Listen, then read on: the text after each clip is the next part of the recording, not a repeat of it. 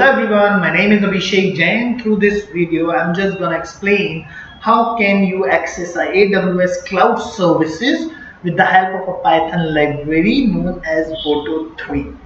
So the very first thing which we're gonna do in this video, we're just gonna define the points or the agenda, like what all things we're gonna see in this video. The very first thing which we're gonna see is installation of Boto3, which is a Python module, and then set up AWS configuration so Boto3 can access AWS services. Okay, and then the major service which most of the developer or the sysadmin or the testers interact with, which is known as the EC2 service, right?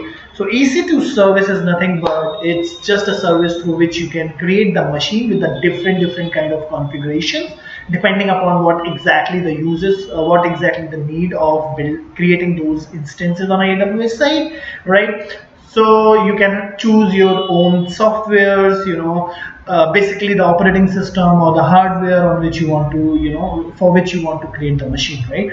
So here in today's video, I'm not gonna explain how to create those instances because that is not something which I wanted to cover in this Boto 3. That is something which is completely altogether different, but I'm just different topic. So I'm just assuming that you know how to create the machines on AWS side, and you want to interact with those machines interactively, with not interactively with the programmatically, right? So if for interactively, you can always log into the AWS portal and you can interact with them. But if you want, if there is a need, you want to access those EC2 instances programmatically. Let's say the basic business use case, which I'm just going to explain you today, is like extracting status of the machine, and based on that you can decide the logic what you want to do, whether you want to start the machine or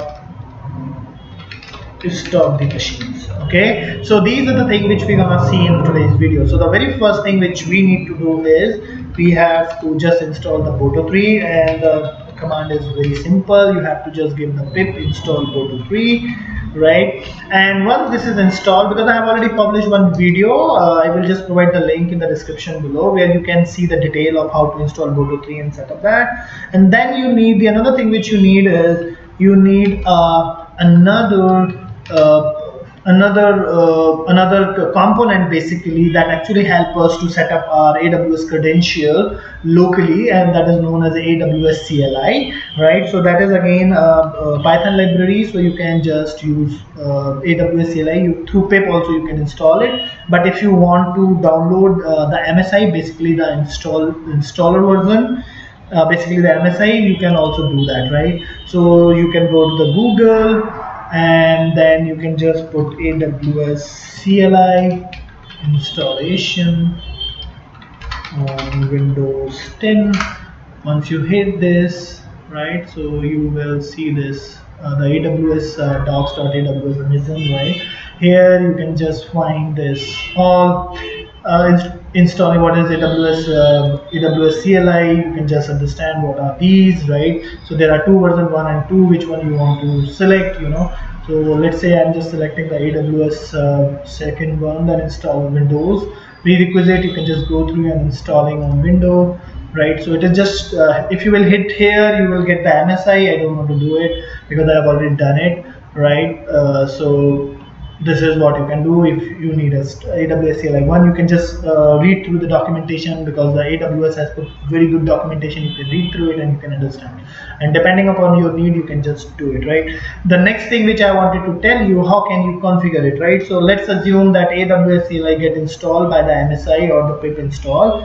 The only thing which you have to do is you have to use this AWS configure. The moment you click on this, I don't want to do this because my credential is already configured and that would be reflected here. So once you hit this, it will ask for your access key, your secret key that you have to pass here, along with the reason which you want, where your services resources are lying, right? So that is, once you are done with this, then you are good to use the Boto3 library, right? So now what we need is we need ideally, and if you have PyCharm and whatever ideally you are using, right, what you can do is you can just I'm using a Python 3.7 version, right? So I'm just opening a IDLE. Now the very first thing we need to do is we have to just import a Boto3. It's straightforward. Now Boto3 has two APIs. One is the client and another one is the resources, right? So in resources, what you have to do is there are three major services which we very frequently use, being a developer or the tester, or sysadmin can use a lot of services depending upon the kind of application they are dealing with. So EC2 service is the major one. Then we have S3, we have SQS, we have if you will just go to the AWS portal, you will see there are multiple hundreds of services.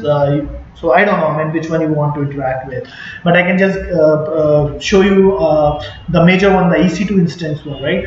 So for that, the thing which you have to do is, so as I mentioned that Boto3 has two label APIs. The low label is the client one, and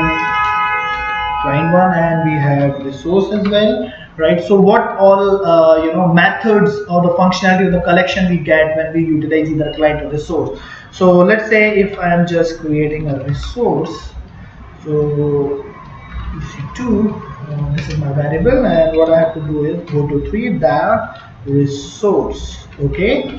And here what I have to pass in here is I have to pass an argument. So basically I have to just pass the service name, and here I'm just going to pass the EC2, right? So if I just click on it, and if I just put print dir, and if I just put resource, okay, and this will give me like what all methods we have, right?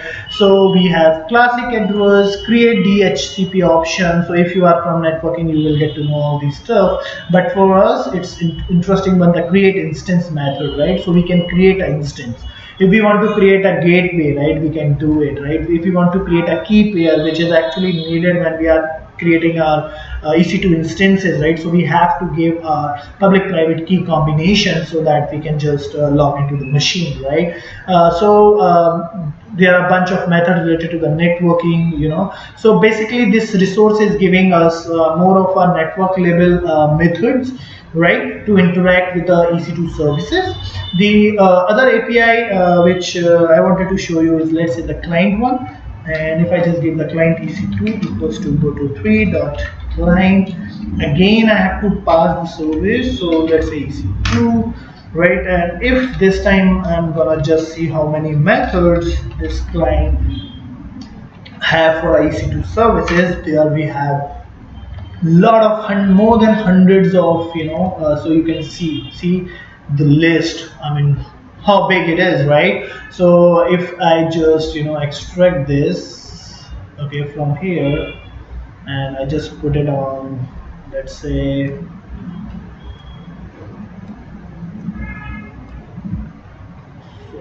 until here, and if I just copy them and just bring it here, let me just put it here, okay?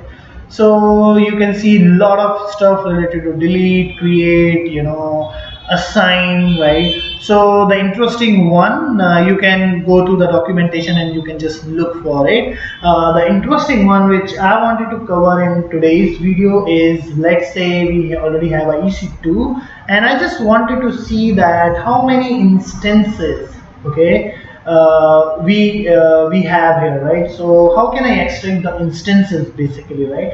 To extract the instances, right, what we can do now is we can do one thing. So we already have, so we are going to just utilize the resources for that. So the variable we have resources EC2, inside this we have method instances, and dot all. This is a method. So what this is going to do is it is going to give us whatever the instances are running or created, basically irrespective whether it is running state, stopped, or whatever the state it is in. So it is just going to extract all the instances, and we can just create a variable instances, and we can save it there. Right now if I just put print dir, and if I just play with this, okay, let's see what all methods we have. Now what we can do is we have this all, so we have already extracted them. Create tags, filter, limit, right? So we have limit also, right? So we can just, let's say, I mean, there are all, right? So basically we are just extracting all the instances, and if we just wanted to extract first 10, we can do so, right? Now the other thing is, this is instance is nothing but it's an object, and we can just iterate through it. So how can we do it? So for, let's say, I'm just creating instance in instances, right? And if I just wanted to print, let's say, what I'm gonna do is I'm just gonna put instance state. Okay, so what I can do,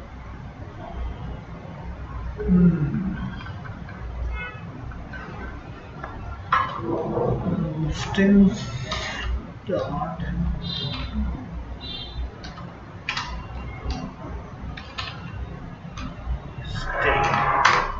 Okay, so what we're gonna get this, we are just going to get the state of all the instances we have, right? So now you can see that, I mean, for me there are a lot of machines which are running, and you can see the code, right? And these code has a specific meaning, right? So if you just go to the documentation again, so AWS documentation, right? I can just show you the code in instance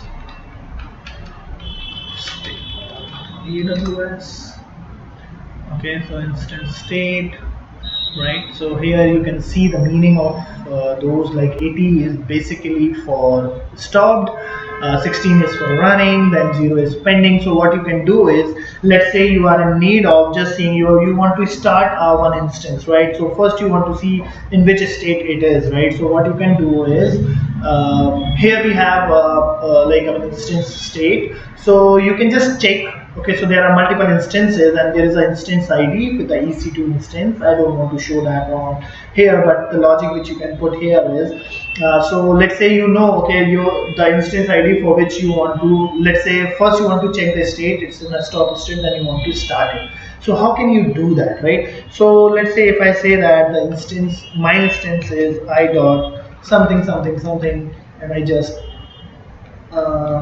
instance ID. Let me just create this. Okay.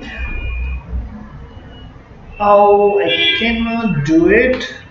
So what I'm gonna do is I'm just okay. So I just assigned an instance ID, and let's say you want to start this. You want to check the state of this machine, and then you want to start it, right? So what I'm gonna do is I'm just gonna bring this logic back here, and what I have to do is, if, okay, my instance ID is this one. So I mean, now it's completely up to you how you want to design a logic, right? So my instance, so inside this instance, which is nothing but one element from the instances, which is the object which has ID, right? So what you can do is, you can use that ID. Okay, so okay. So instance dot id, and you want to match with this instance id. Okay, and if it gets matched, then what you want to do is you want to check a state, right? And if instance, okay, uh, dot state, and when I extracted the state, we get this code and name. So what we have to do is, so we have, this is just looks like a JSON, so what we have to do is we have to extract the name, right? So if this state is in stop, right? So what you have to do is you have to just check this. If it is stopped, okay, then you want to start this, right? So now what you have to do is, okay,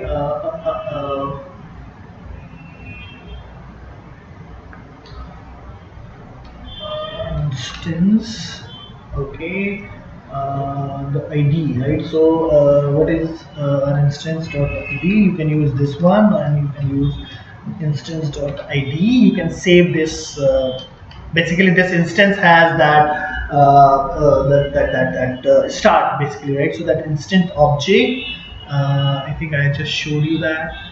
See, this instance is having this start method. So what you have to do is, if it is in a start mode, you can use this start here, right? And once you start this, then there is a wait method, basically. So what you can do is instance dot, you can use this wait until running, right? And for all these options, what you need to do is, you can always, refer the documentation, and you can just, understand all these, the logic we have, right?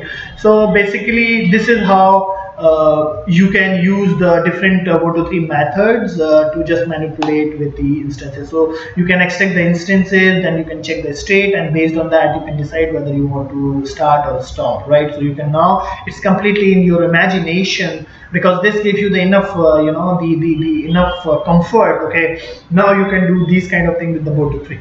Right. Now the other thing is, which I wanted to explain, is there is a DryRun. There is a parameter which is known as a DryRun. So that DryRun is means like, you don't want to execute the operation in.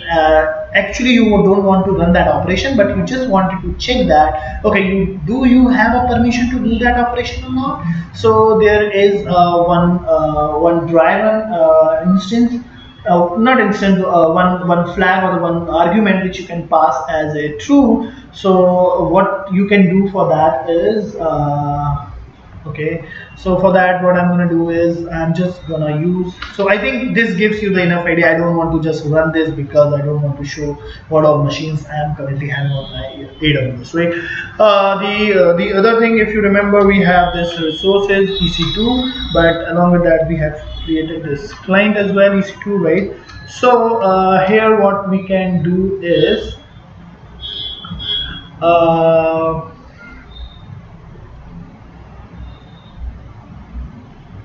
so in this, we have method called start underscore instances. Okay, and this start underscore instances requires basically the instance ID. Okay, instance ID, and this is basically nothing but a list of instance ID. You can pass whatever the instance ID you want to pass here, and let's say you want to start them, but before starting them, you just need to you just wanted to check whether you have a permission or not, or there is no syntactical error, right? So you can just put this DryRun equals to true. Okay, so when you are going to do this, uh, must be one of the instance IDs. Okay, so among parameter input instance ID, missing required parameter. Okay, so it's basically not an instance ID, it's an instance IDs. So let me bring my command and see what error we get when we resolve this. So basically, I mean, you can just try doing all these stuff, right? So now it is saying that must be one of the instance ID. So what I can do is, here, rather than giving this blank, so whatever the ID I just assigned here, I can just pass this one, but this is not the correct one, I know that. So let's see, I mean, what error we get if I just pass this one. Must be one of the instance ID. So basically, it is just trying to see whether this is there or not, right? So parameter validation failed, instance ID. The problem here is the spanning mistake. Sorry. Yeah, so it looks like it's just getting through now, right? So now it's an invalid instance ID malform. Basically, this is not the valid ID which I just passed, and I did that intentionally. So what you can do is you can just whatever the ID instance ID you have, you can pass it on here. And this dry run is true. It means that you don't want to actually perform this start instance. So if it is gonna stop this, this is not gonna happen, and this would be just check whether you can perform that action or not, right? So if you are sure that, so what happens is whenever you run it, you get the I think I just put it somewhere, the error message we get when we do have access. Okay, so I think I will be having somewhere that documented. So let me just check that if I can show you that. DryRun operation.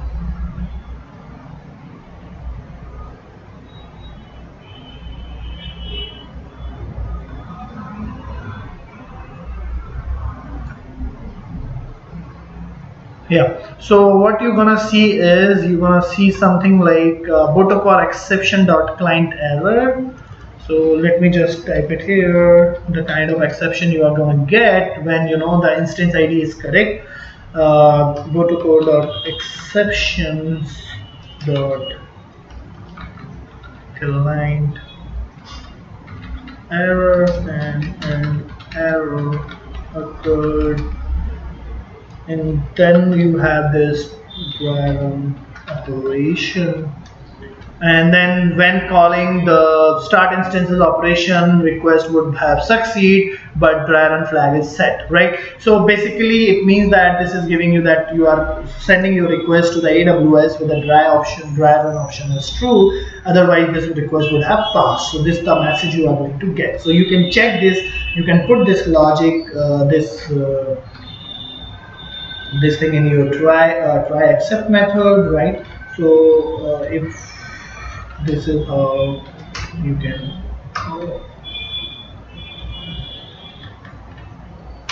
okay, and then you can put the accept something like this, and then here you can put some condition if you know accept exception as e, and if you can just see the documentation and you can actually capture the exact error. Basically that is going to be client error, I think, if I remember correctly, and then you can just check for this string if dry run operation in string it, right? If that is going to be the case, okay, then what you need to do is you can pass this same line.